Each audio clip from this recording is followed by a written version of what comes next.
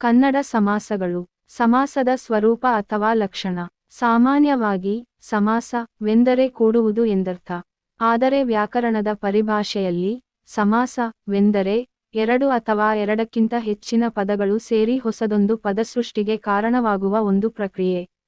ಆದ್ದರಿಂದ ಯಾವುದೇ ಒಂದು ಭಾಷೆಯ ಬೆಳವಣಿಗೆಯಲ್ಲಿ ಈ ಸಮಾಸ ಅತ್ಯಂತ ಪ್ರಮುಖ ಪಾತ್ರವಹಿಸುತ್ತದೆ. ಆದ್ದರಿಂದ ಎರಡು ಅಥವಾ ಎರಡಕ್ಕಿಂತ ಹೆಚ್ಚಿನ ನಾಮಪದಗಳು ಅರ್ಥಕ್ಕನುಗುಣವಾಗುವಂತೆ ಪರಸ್ಪರ ಸೇರಿ ಒಂದು ಅರ್ಥವತ್ತಾದ ಪದಸೃಷ್ಟಿಯಾಗುವುದೇ ಸಮಾಸ. ಎಂದರೆ ನಾಮಪದಗಳು ಅರ್ಥಕ್ಕನುಸಾರವಾಗಿ ಪರಸ್ಪರ ಸೇರಿ ಹೊಸದೊಂದು ಪದ ಸೃಷ್ಟಿಗೆ ಕಾರಣವಾಗುವ ಪ್ರಕ್ರಿಯೆಯೇ ಸಮಾಸ. ಹೀಗೆ ಸಮಾಸವಾಗುವಾಗ ಮಧ್ಯದ ವಿಭಕ್ತಿಗಳು ಲೋಪವಾಗುತ್ತವೆ. ಉದಾಹರಣೆ: ತೊರೆಯ ಅದಿಕ್ ಮಾವು ಬರೋಬರಿ ತೊರೆಮಾವು. ಮಳೆಯ ಅದಿಕ್ ಕಾಲ ಬರೋಬರಿ ಮಳೆಗಾಲ. ಅರಸನ ಅದಿಕ್ ಮನೆ ಬರೋಬರಿ ಅರಮನೆ. ಕಿರಿದಾದ ಅದಿಕ್ ಮನೆ ಬರೋಬರಿ ಕಿರಿಮನೆ. ಕಡಿದಾದ ಅದಿಕ್ ಚಾಗಿ ಬರೋಬರಿ ಕಡುಚಾಗಿ. ಇಲ್ಲೆಲ್ಲ ಪೂರ್ವಪದಾಂತ್ಯದ ಷಷ್ಠಿ ವಿಭಕ್ತಿ ಪ್ರತ್ಯಯ ಲೋಪವಾದುದನ್ನು ಗಮನಿಸಬಹುದು.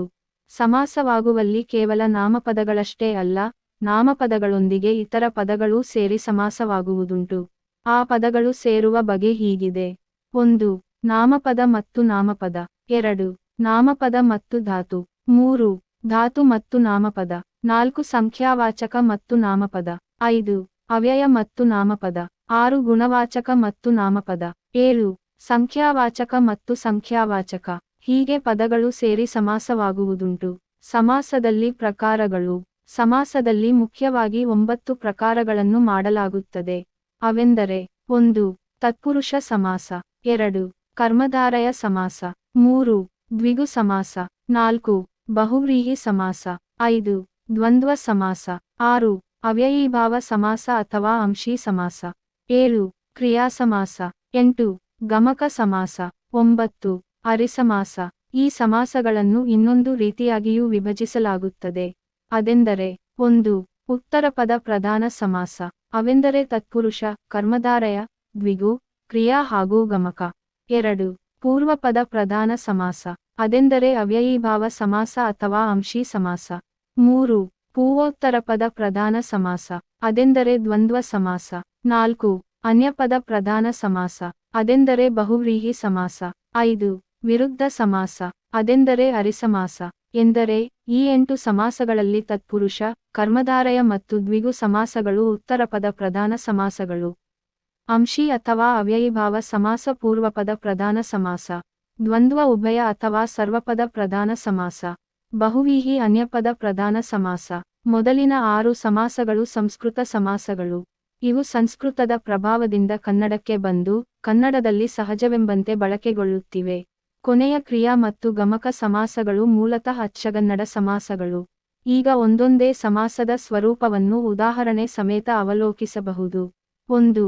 ತತ್ಪುರುಷ ಸಮಾಸ. ಪರಪದದಲ್ಲಿ ಅರ್ಥ ಪ್ರವಹಿಸುತ್ತಿದ್ದರೆ ತತ್ಪುರುಷ ಸಮಾಸ. ಪರಪದ ಎಂದರೆ ಉತ್ತರಪದ. ಅರ್ಥ ಪ್ರಾಧಾನ್ಯತೆ ಉತ್ತರಪದಕ್ಕಿದ್ದರೆ ತತ್ಪುರುಷ ಸಮಾಸ. ಅಂತೆಯೇ ತತ್ಪುರುಷ ಉತ್ತರಪದ ಪ್ರಧಾನವಾದ ಒಂದು ಸಮಾಸ. ಎಂದರೆ ಉತ್ತರಪದದ ಅರ್ಥ ಪ್ರಧಾನವಾಗಿರುವುದೇ ತತ್ಪುರುಷ ಸಮಾಸ. ಉದಾಹರಣೆ: ಕನ್ನಡದ ಅದಿಕ್ ಪಕ್ಷಿ ಬರೋಬರಿ ಕನ್ನಡ ಪಕ್ಷಿ. ಕಡೆಯ ಅದಿಕ್ ಸೆರಗು ಬರೋಬರಿ ಕಡೆಸೆರಗು. ಉಡೆಯ ಅದಿಕ್ ನೂಲು ಬರೋಬರಿ ಉಡೆನೂಲು. ಮಲ್ಲಿಗೆಯ ಅದಿಕ್ ನೆನೆ ಬರೋಬರಿ ಮಲ್ಲಿಗೆ ನೆನೆ. ಮಾಣಿಕದ ಅದಿಕ್ ಕೆಂಪು ಬರೋಬರಿ ಮಾಣಿಕಗೆಂಪು. ಅಲರಿದ ಅದಿಕ್ ಹಕ್ಕಿ ಬರೋಬರಿ ಅಲರ್ವಕ್ಕಿ. ಈ ಷಷ್ಠಿ ವಿಭಕ್ತಿ ಪ್ರತ್ಯಯವಲ್ಲದೆ ಸಪ್ತಮಿ ವಿಭಕ್ತಿ ಪ್ರತ್ಯಯವನ್ನು ಹೊಂದಿದ ತತ್ಪುರುಷ ಸಮಾಸದ ಉದಾಹರಣೆಗಳನ್ನು ನೋಡಬಹುದು. ವಾಕ್ಯನೊಳ್ ಅದಿಕ್ ಪಟು ಬರೋಬರಿ ವಾಕ್ಪಟು. ಕೂದಲಿಗೆ ಅದಿಕ್ ಎಣ್ಣೆ ಬರೋಬರಿ ಕೂದಲೆಣ್ಣೆ. ಕಣ್ಣಿನಿಂದ ಅದಿಕ್ ಕುರುಡ ಬರೋಬರಿ ಕಣ್ಗುರುಡ. 2. ಕರ್ಮಧಾರಯ ಸಮಾಸ.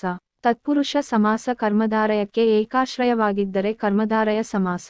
ಎಂದರೆ ತತ್ಪುರುಷ ಹಾಗೂ ಕರ್ಮಧಾರಯ ಸಮಾಸಗಳೆರಡೂ ಒಂದಕ್ಕೊಂದು ಅನ್ಯನ್ಯವಾಗಿದ್ದರೆ ಅದು ಕರ್ಮಧಾರಯ ಸಮಾಸ. ಉದಾಹರಣೆ: ತಿಳಿಯಾದ ಅದಿಕ್ ಕೆಂಪು ಬರೋಬರಿ ತಿಳಿಗೆಂಪು. ಬಿಳಿದಾದ ಅದಿಕ್ ಮೋಡ ಬರೋಬರಿ ಬಿಳಿಮೋಡ. ಮೆಲ್ಲಿತು ಅದಿಕ್ ನುಡಿ ಬರೋಬರಿ ಮೆಲ್ನುಡಿ.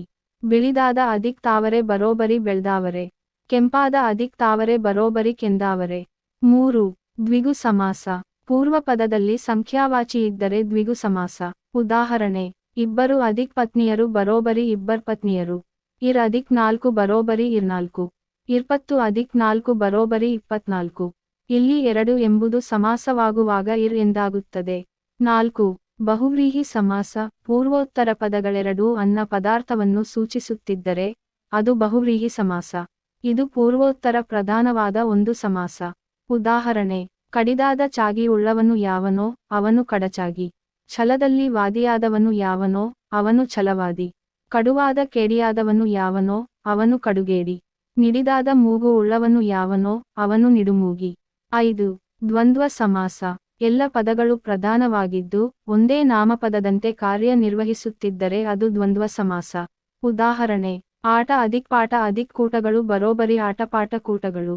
ಮರ ಅದಿಕ್ ಗಿಡು ಅದಿಕ್ ಬಳ್ಳಿ ಅದಿಕ್ ಹುಲ್ಲು ಅದಿಕ್ ಪೊದರು ಅದಿಕ್ ಹಕ್ಕಿ ಅದಿಕ್ ಮಿಗಗಳು ಬರೋಬರಿ ಮರ ಗಿಡು ಬಳ್ಳಿ ಹುಲ್ಲು ಪೊದರು ಹಕ್ಕಿ ಮಿಗಗಳು. 6. ಅವ್ಯಯೀಭಾವ ಅಥವಾ ಅಂಶಿ ಸಮಾಸ. ಪೂರ್ವಪದ ಅವ್ಯಯವಾಗಿದ್ದು ಸಮಾಸ ಪದವು ಅವ್ಯಯವಾಗಿದ್ದರೆ ಅದು ಅವ್ಯಯೀಭಾವ ಅಥವಾ ಅಂಶಿ ಸಮಾಸ. ಉದಾಹರಣೆ: ಕೆಳಗೆ ಅದಿಕ್ ಕೆರೆ ಬರೋಬರಿ ಕೀಳ್ಕೆರೆ. ಕೆಳಗೆ ಅದಿಕ್ ಪೊಡೆ ಬರೋಬರಿ ಕೀಳ್ಪೊಡೆ. ಕೈಯ ಮುಂದೆ ಅದಿಕ್ ಅಂಗ ಬರೋಬರಿ ಅಂಗೈ. ಕಾಲಿನ ಮುಂದೆ ಅದಿಕ್ ಅಂಗ ಬರೋಬರಿ ಅಂಗಾಲು. 7. ಕ್ರಿಯಾ ಸಮಾಸ. ಉತ್ತರ ಪದದಲ್ಲಿ ಕ್ರಿಯಾಸೂಚಕ ಪದವಿದ್ದರೆ ಅದು ಕ್ರಿಯಾ ಸಮಾಸ. ಉದಾಹರಣೆ: ಬಳೆಯನ್ನು ಅದಿಕ್ ತೊಟ್ಟ ಬರೋಬರಿ ಬಳೆದೊಟ್ಟ. ಕಳೆಯನ್ನು ಅದಿಕ್ ಕೊಂಡ ಬರೋಬರಿ ಕಳೆಗೊಂಡ. ತೆರೆಯನ್ನು ಅದಿಕ್ ಎತ್ತಿದ ಬರೋಬರಿ ತೆರೆಯೆತ್ತಿದ. ಮರೆಯನ್ನು ಅದಿಕ್ ಹೊಕ್ಕ ಬರೋಬರಿ ಮರೆಹೊಕ್ಕ. 8. ಗಮಕ ಸಮಾಸ. ಪೂರ್ವಪದ ಸಂಖ್ಯೆ ಸರ್ವನಾಮ ಗುಣವಚನ ಕೃದಂತವಾಗಿದ್ದು ಉತ್ತರ ಪದ ಕಾರಕವಾಗಿದ್ದರೆ ಅದು ಗಮಕ ಸಮಾಸ. ಉದಾಹರಣೆ: ಸಂಖ್ಯೆಯ ತತ್ಪುರುಷಕ್ಕೆ ಇರ್ ಅದಿಕ್ 5 ಬರೋಬರಿ ಇರೈದು. 100 ಅದಿಕ್ 10 ಬರೋಬರಿ 110. 3 ಅದಿಕ್ 10 ಬರೋಬರಿ 30. ಸರ್ವನಾಮ ತತ್ಪುರುಷಕ್ಕೆ ಯಾವ ಅದಿಕ್ ಮಾತು ಬರೋಬರಿ ಯಾವ ಮಾತು. ಯಾವ ಅದಿಕ್ ಕಾರ್ಯ ಬರೋಬರಿ ಯಾವ ಕಾರ್ಯ. ಯಾವ ಅದಿಕ್ ಕಾಂತ ಬರೋಬರಿ ಯಾವ ಕಾಂತ. ಯಾವ ಅದಿಕ್ ರಾಹುತ ಬರೋಬರಿ ಯಾವ ರಾಹುತ. ಯಾವ ಅದಿಕ್ ನಾಯಕ ಬರೋಬರಿ ಯಾವ ನಾಯಕ.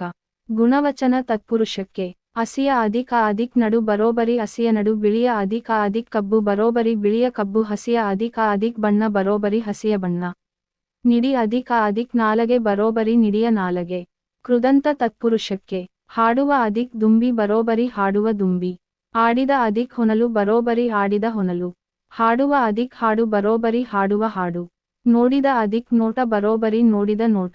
ಅರಿಸಮಾಸ ನಿರ್ದೋಷ ತತ್ಪುರುಷಕ್ಕೆ ಬೀಸುವ ಅದಿಕ್ ಚಾಮರ ಬರೋಬರಿ ಬೀಸುವ ಚಾಮರ.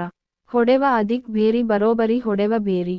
ಪೂರೈಸುವ ಅದಿಕ್ ಶಂಖ ಬರೋಬರಿ ಪೂರೈಸುವ ಶಂಖ. ಹಿಡಿವ ಅದಿಕ್ ಕಹಳೆ ಬರೋಬರಿ ಹಿಡಿವ ಕಹಳೆ.